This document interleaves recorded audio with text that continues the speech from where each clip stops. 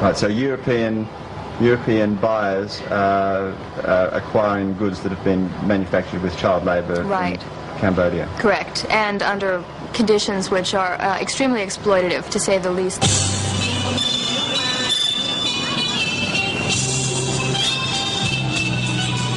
The only difference between working in a garment factory and working in a brothel is that there's very little chance of catching AIDS in a garment factory.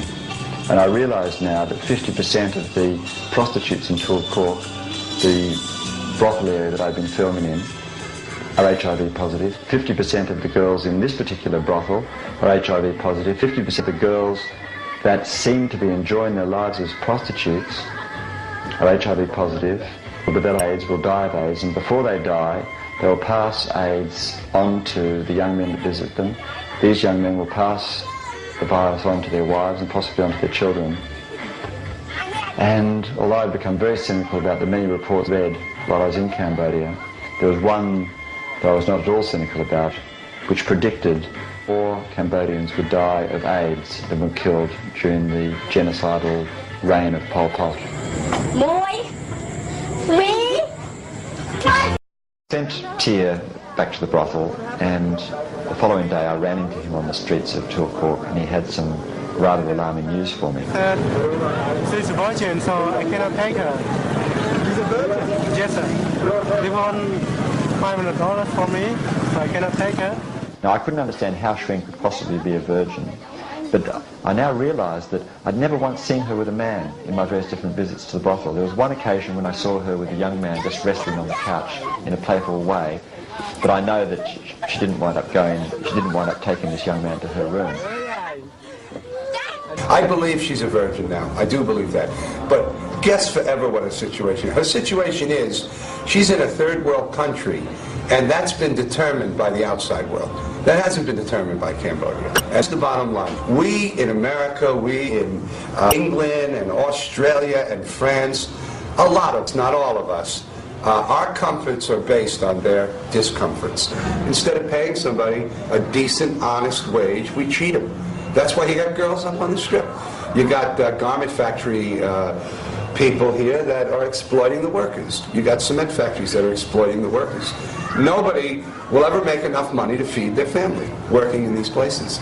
And that's being done by countries that are either developing countries or are considered industrial powerhouses of the world.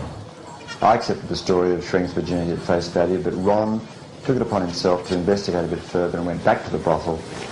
And as I was to discover, nothing in Cambodia is quite as simple as it seems at first to be. I asked a friend to go over there with me, and with me there, without any pretense, he insisted on sleeping with her, have her massage him, and without any coaxing, without any difficulty, she went right with him. How do you explain then her attitude now towards me? Because it seemed, if she was a virgin, that her behaviour towards me made sense. Now it doesn't make sense to me anymore. Okay, I'm going to try to make it make sense to you. Her attitude towards you is the third world's attitude towards you and I, and that is, for them, it's survival, and we are a link to their surviving. Just like the young man you asked, or we asked to go there and check it out, he saw us as survival. And so he went in there and came back with the story, she's a virgin. And if you want to get her out, it's $500. So. All right, so he may have been looking for some cut of $500. Exactly. And that's been my experience here. And it takes a long time not to take that personal. It takes a real long time not to think everybody's trying to use you. And because they are. Everybody is. Or everybody's lying to me, because they are. They are lying to you. But it's not to hurt you. It's to help them. And they try to say what they think we want to hear. That's the most important thing. And the closer they come to saying what we want to hear, the more successful they will be.